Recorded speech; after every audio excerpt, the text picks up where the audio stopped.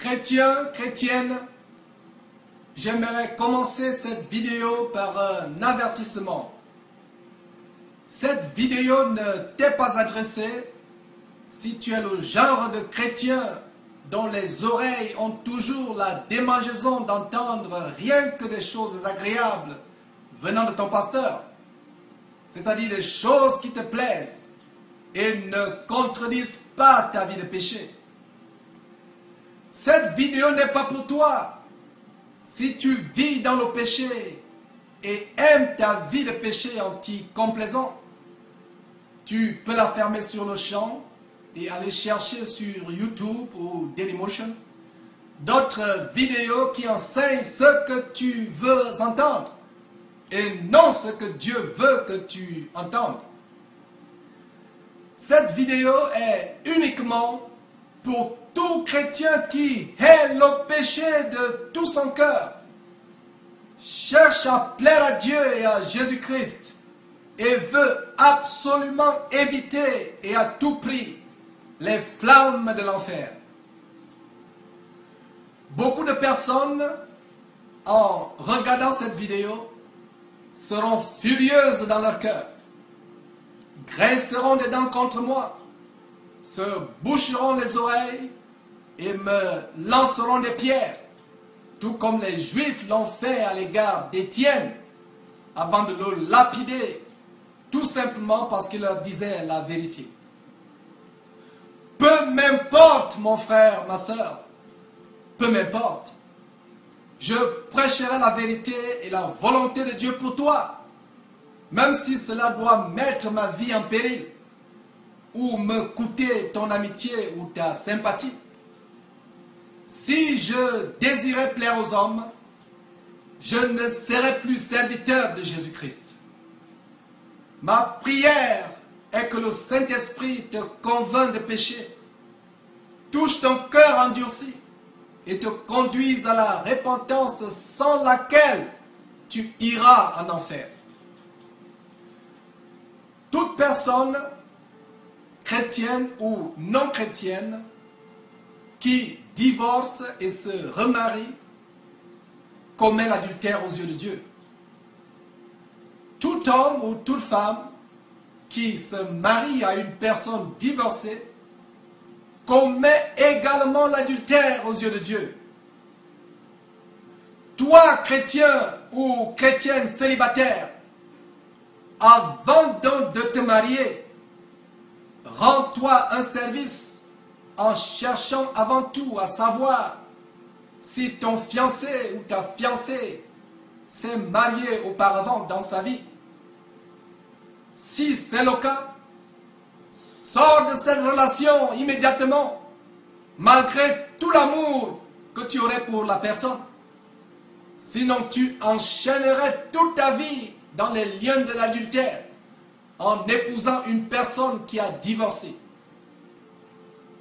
Et toi, chrétienne ou chrétien, qui est actuellement marié avec une personne divorcée, ou qui t'est remarié après avoir divorcé, la volonté de Dieu pour toi est que tu te repentes et que tu mettes fin immédiatement à ce soi-disant mariage qui n'est rien d'autre qu'une union adultérine aux yeux de Dieu. Peu importe le nombre d'enfants qui en sont issus ou le nombre d'années qu'elles durent, peu importe toutes les maisons que vous avez construites ensemble, une personne divorcée n'a que deux options selon le Seigneur. Soit elle se réconcilie avec son époux ou son épouse, soit elle reste sans faire du sexe jusqu'à sa mort. On ne se marie pas plus d'une fois selon le Seigneur. Si tu es de notre avis là-dessus, prie sérieusement et sincèrement Dieu et lui-même t'éclairera sur ce que je suis en train de te dire. L'adultère, tout comme toute autre forme de fornication, te fermera la porte du paradis et te jettera dans les temps ardents de feu et de soufre selon 1 Corinthiens chapitre 6 verset 10 et Apocalypse chapitre 21 verset 8. Divorcer et se remarier ou épouser une personne divorcée est une abomination aux yeux de Dieu. Dieu n'a pas institué le mariage pour être rompu. Pas de divorce dans le plan de Dieu pour l'homme et la femme. Et je vais te le montrer à travers la Bible, qui est la parole et la volonté de Dieu révélée aux hommes. 1 Samuel, chapitre 16, verset 7, montre que Dieu ne considère pas ce que les hommes considèrent. Tu pourrais te marier 10 fois ou même 15 fois à la coutume, devant le maire, devant le juge ou devant toute autre institution humaine. Mais pour Dieu, on ne se marie qu'une seule fois. Se marier plus d'une fois, c'est tout simplement, aux yeux de Dieu, commettre l'adultère. Tous ces pasteurs et autres hommes de Dieu qui marient, soi-disant des personnes divorcées, rendront compte à Dieu un jour, car ils sont tout simplement en train d'enfermer les gens dans l'abomination de l'adultère. Le remariage après le divorce est un grand piège que Satan utilise pour entraîner beaucoup de personnes avec lui en enfer. Des millions et des millions de chrétiens seront surpris un jour de se retrouver en enfer, juste parce qu'ils se sont remariés après avoir divorcé ou pour avoir épousé une personne divorcée. Dieu, par ma bouche, t'avertit aujourd'hui pour que tu évites ce piège ou que tu en sortes immédiatement si tu y es déjà enchaîné.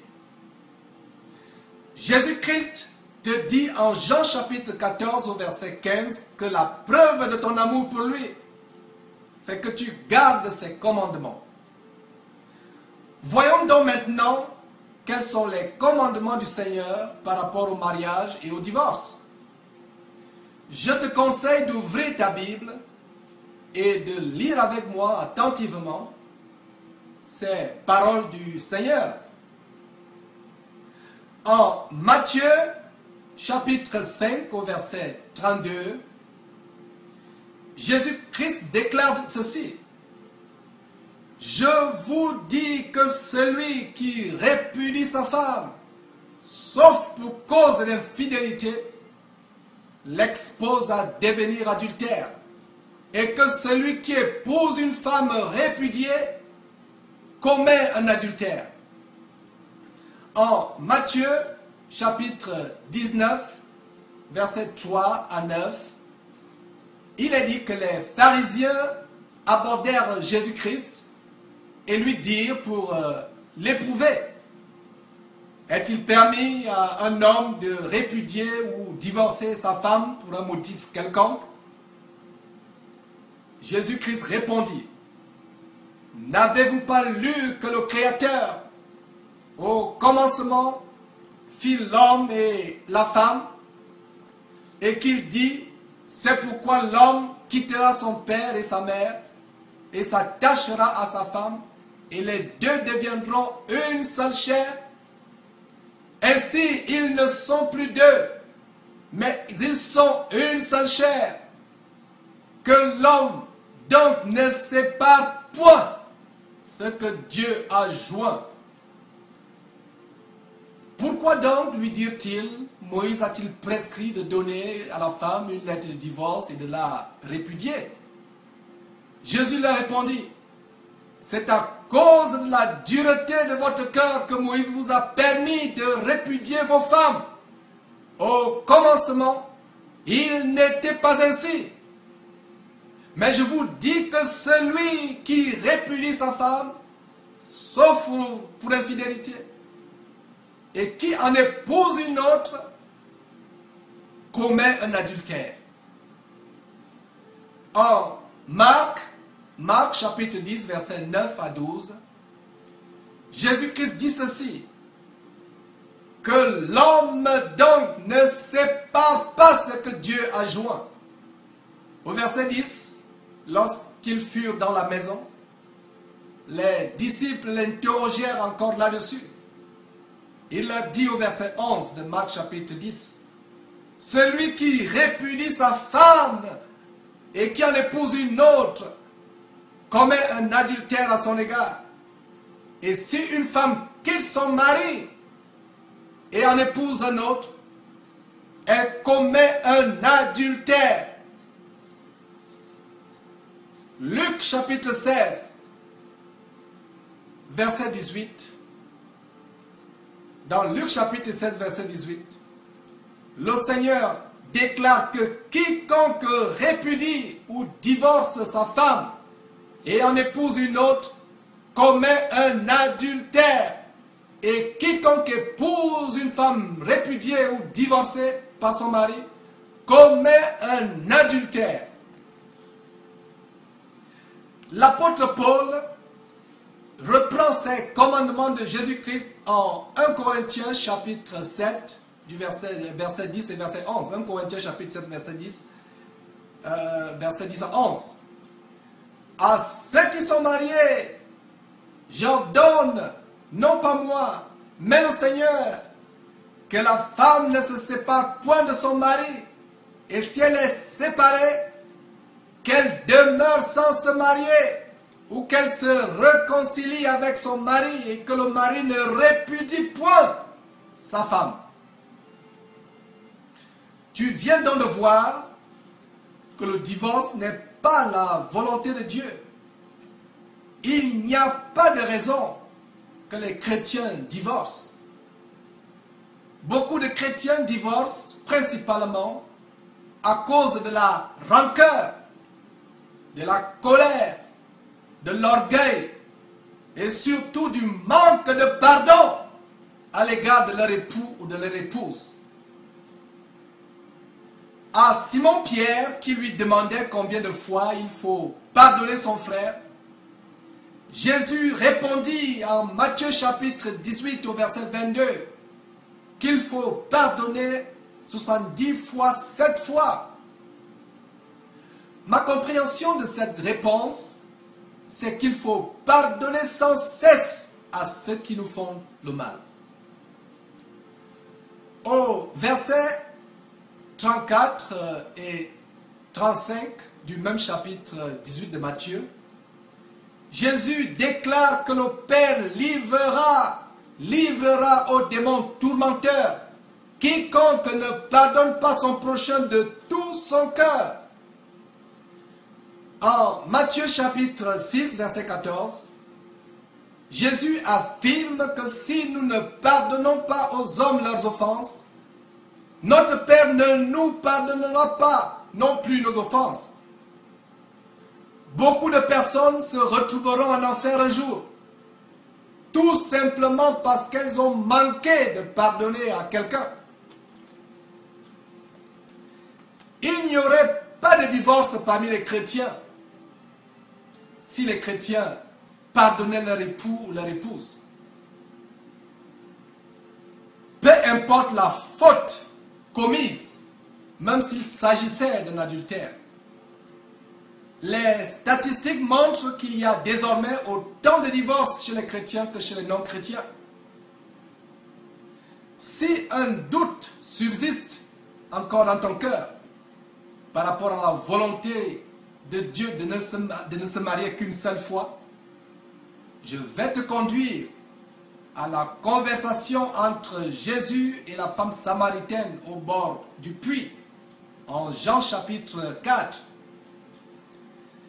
À partir du verset 15 de ce chapitre 4 de Jean, l'évangile de Jean, cette femme samaritaine dit à Jésus, « Seigneur, donne-moi cette eau afin que je n'ai plus soif et que je ne vienne plus puiser ici. » Au verset 16, Jésus lui dit, « Va, appelle ton mari. »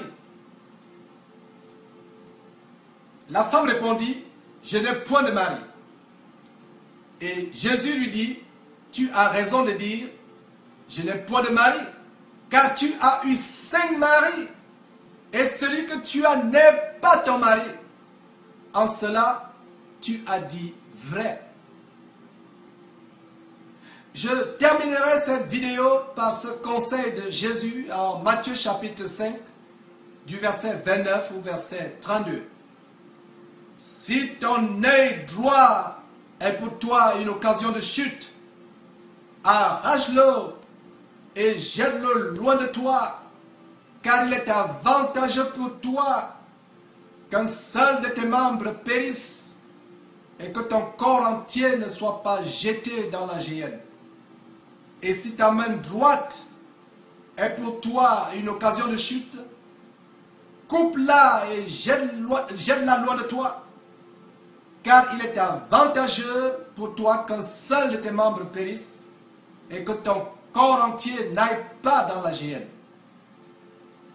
Que la paix et la grâce de Christ Jésus, notre Seigneur et Sauveur, soient avec toi.